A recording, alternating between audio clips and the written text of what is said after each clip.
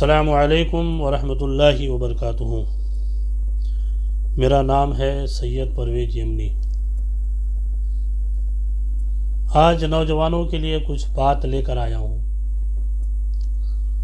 आजकल के माहौल के अंदर आप शादियाँ जो देखते हैं, निकाह जो देखते हैं, निकाह को इतना ख़तरनाक बना दिया है कि सारे गुनाह के काम उसी के अंदर होते हैं। एक अल्लाह के रसूल की सुन्नत को अपनाने के लिए उसके पीछे इतने गुनाह के काम किए जाते हैं। और अब तो अल्लाह माफ़ करे, स्टेज के ऊपर दुल्हा दुल्हनों को लेकर बैठा जाता है, गैर महरम लोगों के साथ लोग आकर उनके हाथ मिलाते हैं, उनके गले लगते हैं, न जाने क्या क्या काम किए जाते हैं। ये बुराई अब हमारे अंदर आम होती जा रही है। और डीजे, बैंड बाजा और घोड़ा, इसके पीछे इतना लाखों रुपया खर्च किया जाता है कि माँ बाप को अपने बच्चों की शादी के पीछे लाखों रुपया खर्च करने के लिए या तो अपना घर गिरवी रखना पड़ता है, या अपनी ज़मीन या अपने जेवरात माँ के बेचकर बच्चों की शादी की जाती है। अल्लाह के रसूल ने कहा निकाह को आसान किया जाए। हमने एक निकाह ऐसा भी देखा आज से कुछ दिनों पहले हमारे अतराफ़ के अंदर कि बच्चे की शादी थी। उसके शादी के दिन जब अपने पहले घर के ऊपर यानी बारात लेकर दूसरे दिन जाना था, पहले दिन अपने गांव के अंदर बैंड बाजे के साथ, डीजे के साथ जब घोड़े पर बैठकर जब उसका सब वरघोड़ा निकाला गया, जब सरगस निकाला गया उस बंदे का, तो लोग नौजवान जब आए साथ में और उसको घोड़े से नीचे उतार कर उसके साथ डांस करने लगे।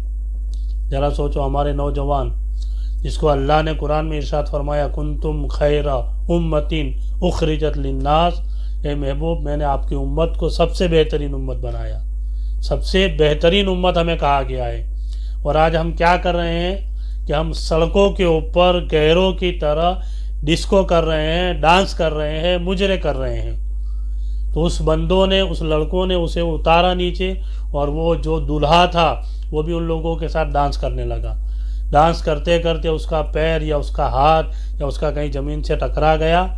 उस टाइम तो उसका सबगस जो था, वरघोड़ा जो था, सरगस था, वो ख़त्म हो गया। दूसरे दिन जब बारात लेकर गए, लड़की वालों ने सबको खाना खिला दिया, सब कुछ काम हो गया, अब निकाह की तैयारी है। अब यहाँ से दूसरी मर्तबा वो सरगस निकाल रहे हैं, बैंड बाजे बज रहे हैं। और जैसे घोड़े पर बिठाने के लिए पैर उसने ऊपर किया, वो घोड़े पर बैठ नहीं रहा था, यानी उसकी कमर पीछे से लॉक हो गई। क्योंकि अगले दिन जब बच्चे उसको कुदवा रहे थे, नाच रहे थे उसके साथ, तो उसके नाचने के अंदर उसकी कमर के अंदर ऐसा कहीं लग गया था, उसको उसी टाइम पर हॉस्पिटल के अंदर ले जाना पड़ा और हॉस्पिटल के अंदर उस बंदे को एडमिट करना पड़ा। जहाँ तक मुझे पता चला था 4-5 दिन तक तो उसका निकाह भी नहीं हुआ था।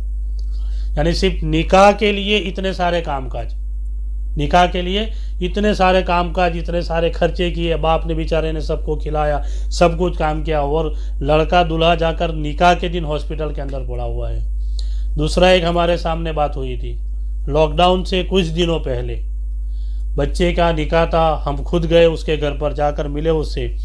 तो बच्चे ने कहा कि अगर मेरा निकाह हुजूर गाजी मिल्लत सैयद मोहम्मद हाशमी मियाँ सरकार अगर पढ़ाए तो मैं ये सारे खुराफात बंद कर दूंगा, न डीजे, न बैंड बाजा, न घोड़ा, कुछ नहीं। अगर हुजूर गाजी मिल्लत मेरा निकाह पढ़ाते हैं तो मैं यकीनन मेरे माँ बाप को मना लूँगा, मगर उससे पहले आप सिर्फ मेरे माँ बाप से जाकर बात कर लीजिए।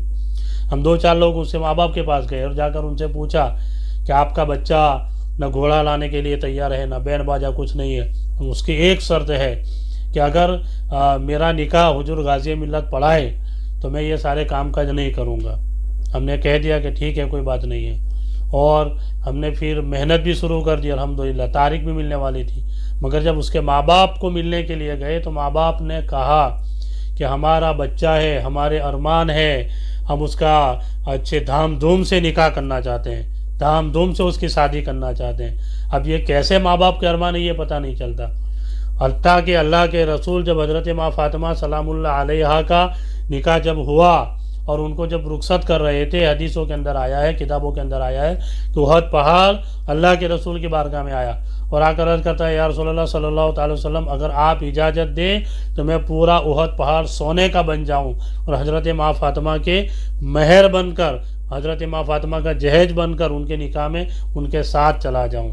اللہ کے رسول نے منع کر دیا، کہا نہیں، قیامت تک میرے غریب امتی میری سنت کو کبھی ادا نہیں کر سکتے ہیں، اس لیے اللہ کے رسول نے تو منع کیا، یہ ارمان ہوتے ہیں، مگر یہاں انہوں نے منع کر دیا، بولے نہیں، ہمارے ارمان ہے، ہم اپنے بچے کا نکاح دھام دھوم سے کرنا چاہتے ہیں۔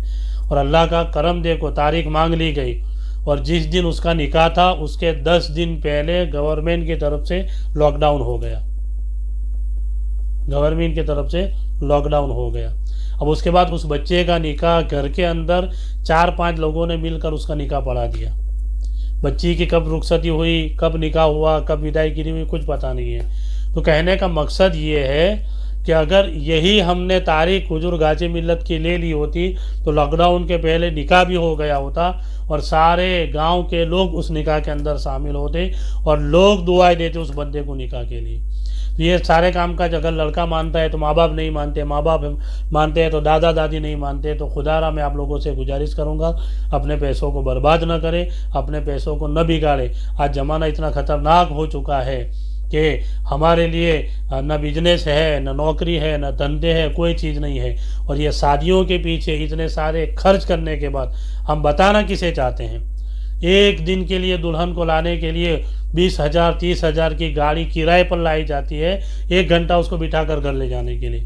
اس سے تو اچھا تو اپنے کسی دوست کی گاڑی لے کر چلا گیا ہوتا، اس میں صرف پیٹرول کا 500 روپے میں تیرے کام ہو گیا ہوتا، اور دوست ہے تو وہ بھی روپیہ تیرے سے نہیں لیتا۔ تو خدا را آپ لوگوں سے میں گزارش کروں گا، خاص نوجوانوں سے گزارش کروں گا، جن لوگوں کا نکاح ہونا باقی ہے، اپنا نکاح سادگی کے ساتھ کرے، اپنا نکاح شریعت کے مطابق کرے۔ اگر ایسا کریں گے تو یقیناً اللہ تعالیٰ نکاح میں برکت عطا فرمائے گا، اور آپ کے آنے والی اولاد میں برکت عطا فرمائے گا، آپ کی آنے والی اولاد کو نیک اور صالح بنائے گا۔ السلام علیکم ورحمۃ اللہ وبرکاتہ۔